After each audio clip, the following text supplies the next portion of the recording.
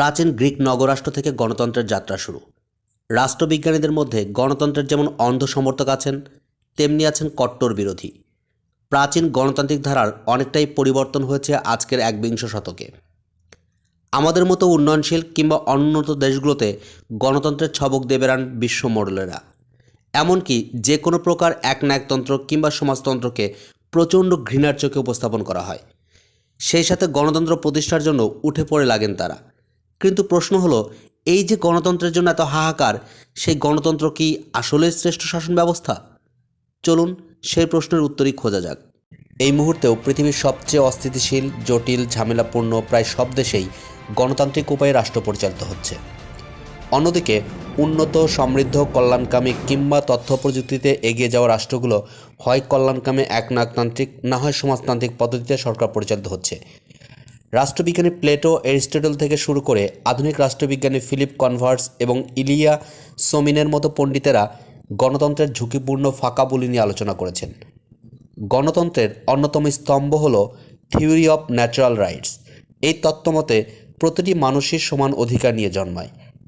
এই স্বাভাবিক অধিকারের উপর ভিত্তি করেই রাজনৈতিক এবং অর্থনৈতিক অধিকার প্রতিষ্ঠার কথাই বলা হয় গণতান্ত্রিক ব্যবস্থায়। কিন্তু তাত্ত্বিকভাবে সমান অধিকারের কথা বলা হলেও সমান অধিকার পুরোপুরি প্রতিষ্ঠা করা সম্ভব হয় না।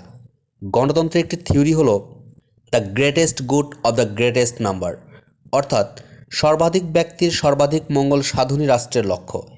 এই থিওরিটাও সর্বাধিক লোকের শাসনকে ইঙ্গিত করে। কিন্তু মেজরিটির মঙ্গল মানে তো সবার মঙ্গল না।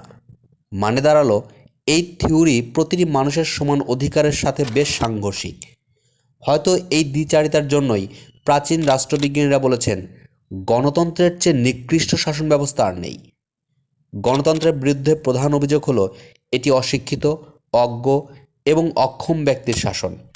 কারণ গণতন্ত্র হলো জনগণের শাসন, আর আমাদের দেশের মতো দেশগুলোতে অধিকাংশ জনগণই অশিক্ষিত, মূর্খ এবং অজ্ঞ।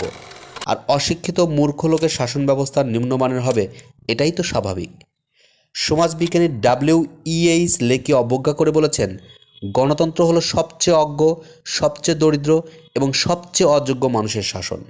যে কোনো শাসন ব্যবস্থার সাফল্য শাসকবর্গের বুদ্ধিমত্তা ও গুণগত যোগ্যতার উপর নির্ভর করে।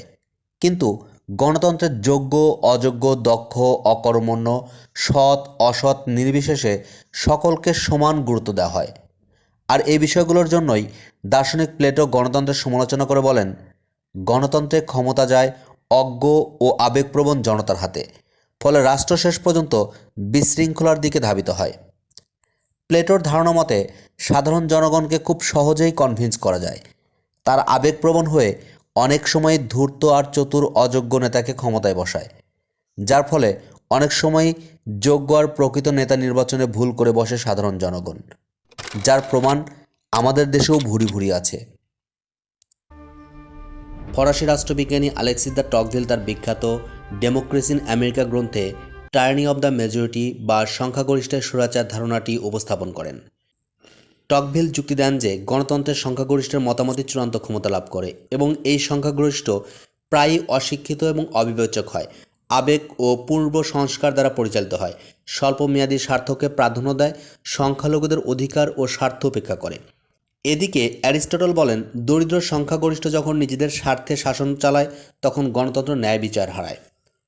গণতন্ত্র মানেই জনগণের শাসন। আমরা তোতা পাখির মতো এই বুলিটি প্রায়ই আওড়াই, কিন্তু আসলে কি গণতন্ত্র মানে জনগণের শাসন? গণতন্ত্র মূলত গোষ্ঠী শাসন বা দলের শাসন। দলীয় ভিত্তিতে এখানে নির্বাচন অনুষ্ঠিত হয়। যে দল নির্বাচিত হয় সেই দলের হাতেই থাকে ক্ষমতার মূল চাবিকাঠি। জেমস মিলের ভাষায়, সংখ্যাগরিষ্ঠের শাসন সংখ্যালঘুর স্বাধীনতাকে ধ্বংস করে। সংখ্যাগরিষ্ঠ দলীয় শাসনের ভিত্তিতেই টার্নি অব দ্য মেজরিটি ধারণার উদ্ভব। তার মানে হলো, সমাজের একদল ক্ষমতাসীন সুবিধাভোগী মানুষের স্বার্থেই রাষ্ট্রের আইনকানুন প্রবর্তিত হয়। পৃথিবীর বিভিন্ন দেশেই অভিযোগ করা হয় যে নির্বাচনের আগে সরকারে থাকা রাজনৈতিক দল জনপ্রিয়তা বৃদ্ধি ও ভোট ব্যাংক বাড়াতে সরকারি অর্থ ক্ষমতা ব্যবহার করে। দুর্বল গণতান্ত্রিক দেশে সুষ্ঠু, অবাধ, গ্রহণযোগ্য নির্বাচন করা খুবই দুরূহ কাজ। আবার নির্বাচন সুষ্ঠু হলেও সেসব দেশের সব প্রতিষ্ঠান কিংবা সরকার গণতান্ত্রিক পন্থায় চলবে তারও নিশ্চয়তা নেই। এতেই বোঝা যায় গণতন্ত্র মূলত সংখ্যাগরিষ্ঠের দল নয়, সংখ্যালঘুর দল তো নয়ই, গণতন্ত্র মূলত গুটি কয়েক ব্যক্তি বা গোষ্ঠীর শাসন, যার কারণে এইখানে অর্থনৈতিক বৈষম্য প্রকট রূপে দেখা যায়। গুটি কয়েক মানুষের হাতে যে সম্পদ চলে যায় তা সারা দেশের মানুষের অর্থের চেয়ে অনেক বেশি।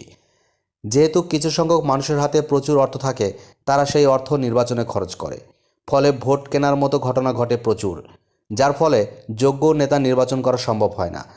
বাংলাদেশে বিগত নির্বাচনগুলোর দিকে তাকালে দেখবেন অনেক সৎ এবং যোগ্য ব্যক্তি কখনই নির্বাচিত হতে পারেন নাই।